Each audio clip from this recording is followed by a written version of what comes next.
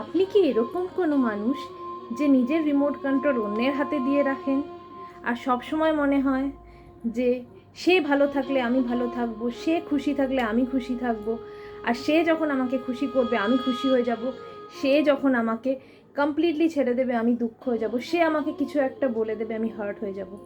তাহলে এই ভিডিওটা আজকে সম্পূর্ণ আপনার জন্য, কারণ আজকে আমি আপনাদের সাথে শেয়ার করতে চলেছি অন্যের হাতে রিমোট কন্ট্রোল নিজে দেওয়ার অর্থ কী আর কেন সেটা করা উচিত নয়।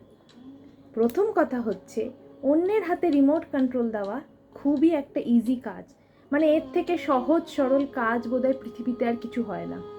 কেননা তখন আমরা নিজেদের রেসপন্সিবিলিটি নিজেদের ওপর রাখছি না।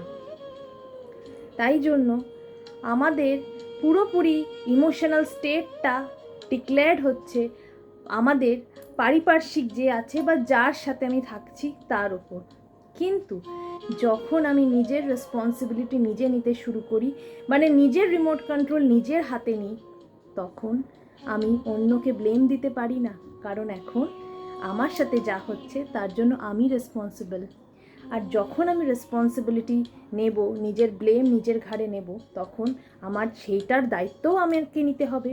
আর যখন আমরা দায়িত্ব নিই তখন আমাদের মধ্যে আসে অ্যাওয়ারনেস, আর অ্যাওয়ারনেসের কারণে আমাদের মাইন্ড ফ্রি হয়, আর ফ্রি হওয়ার কারণে আমরা এমপাওয়ার্ড ফিল করি।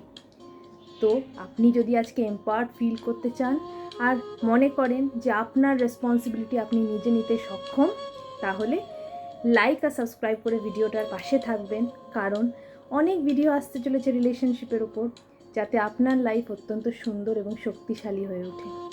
ভালো থাকবেন সবাই, সুস্থ থাকবেন। ধন্যবাদ, ধন্যবাদ, ধন্যবাদ।